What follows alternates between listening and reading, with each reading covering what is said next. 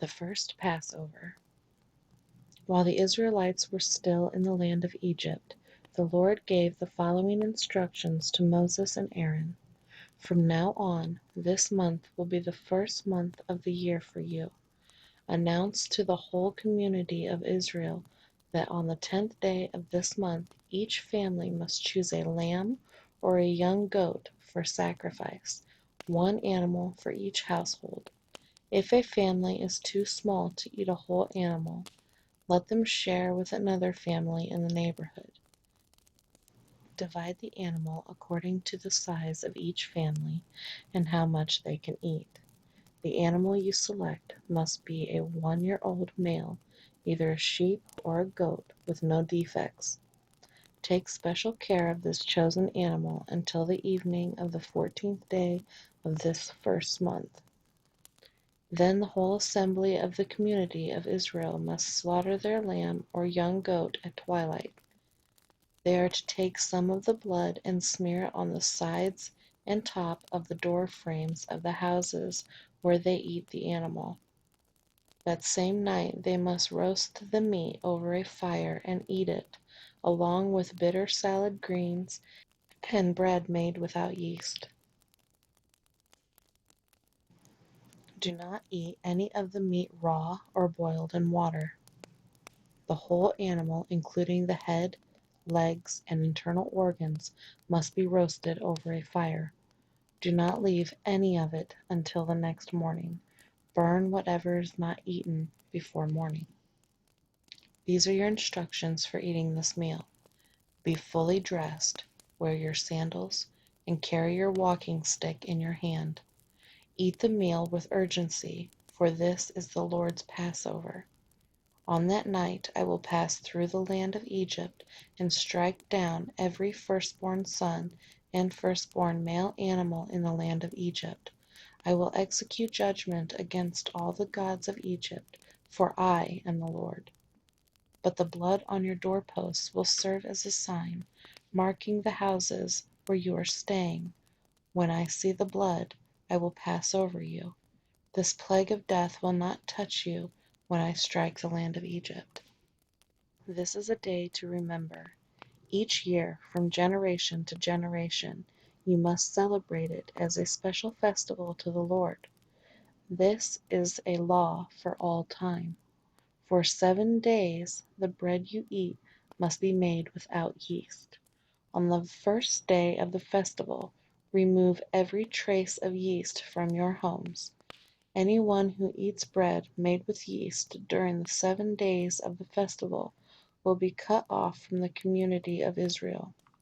On the first day of the festival, and again on the 7th day, all the people must observe an official day for holy assembly. No work of any kind may be done on these days except in the preparation of food. Celebrate this festival of unleavened bread, for it will remind you that I brought your forces out of the land of Egypt on this very day. This festival will be a permanent law for you. Celebrate this day from generation to generation. The bread you eat must be made without yeast from the evening of the 14th day of the first month until the evening of the 21st day of that month. During those 7 days there must be no trace of yeast in your homes. Anyone who eats anything made with yeast during this week will be cut off from the community of Israel. These regulations apply both to the foreigners living among you and to the native-born Israelites. During those days you must not eat anything made with yeast. Wherever you live, eat only bread made without yeast. Then Moses called all the elders of Israel together and said to them, Go pick out a lamb or a young goat for each of your families and slaughter the Passover animal. Drain the blood into a basin. Then take a bundle of hyssop branches and dip it into the blood. Brush the hyssop across the top and sides of the door frames of your houses, and no one may go out through the door until morning. For the Lord will pass through the land to strike down the Egyptians. But when he sees the blood on the top and sides of the door frame, the Lord will pass over your home. He will not permit his death angel to enter your house and strike you down.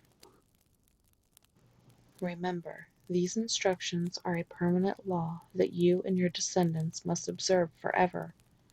When you enter the land the Lord has promised to give you, you will continue to observe this ceremony. Then your children will ask, "What does this ceremony mean?" And you will reply, "It is Passover sacrifice to the Lord, for he passed over the houses of the Israelites in Egypt. And though he struck the Egyptians, he spared our families." When Moses had finished speaking, all the people bowed down to the ground and worshipped. So the people of Israel did just as the Lord had commanded through Moses and Aaron. And that night at midnight the Lord struck down all the firstborn sons in the land of Egypt, from the firstborn son of Pharaoh, who sat on his throne, to the firstborn son of the prisoner in the dungeon. Even the firstborn of their livestock were killed. Pharaoh and all his officials and all the people of Egypt woke up during the night, and loud wailing was heard throughout the land of Egypt. There was not a single house where someone had not died. Israel's exodus from Egypt. Pharaoh sent for Moses and Aaron during the night. "Get out," he ordered. "Leave my people, and take the rest of the Israelites with you. Go and worship the Lord as you have requested. Take your flocks and herds as you said, and be gone. Go, but bless me as you leave." All the Egyptians urged the people of Israel to get out of the land as quickly as possible, for they thought, "We will all die."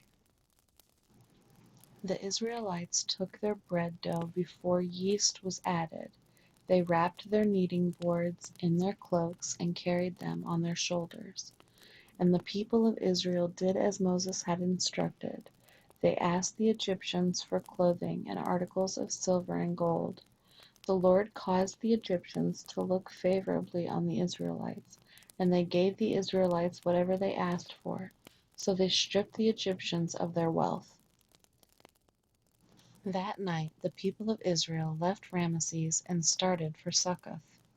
There were about 600,000 men, plus all the women and children. A rabble of non-Israelites went with them, along with great flocks and herds of livestock.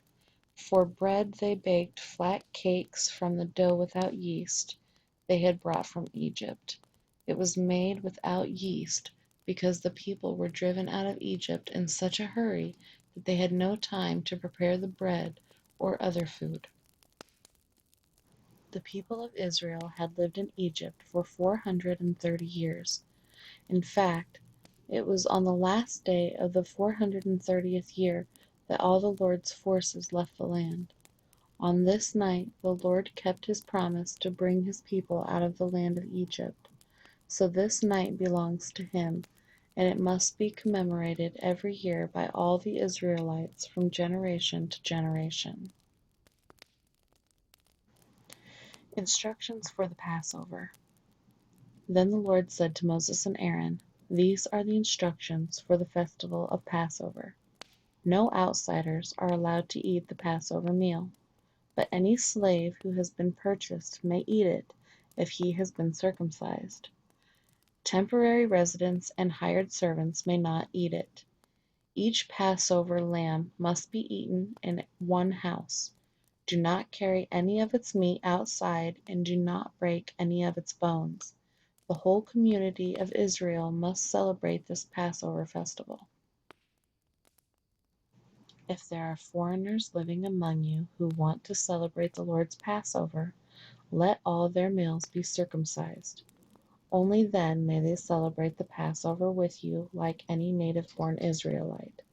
But no uncircumcised male may ever eat the Passover meal.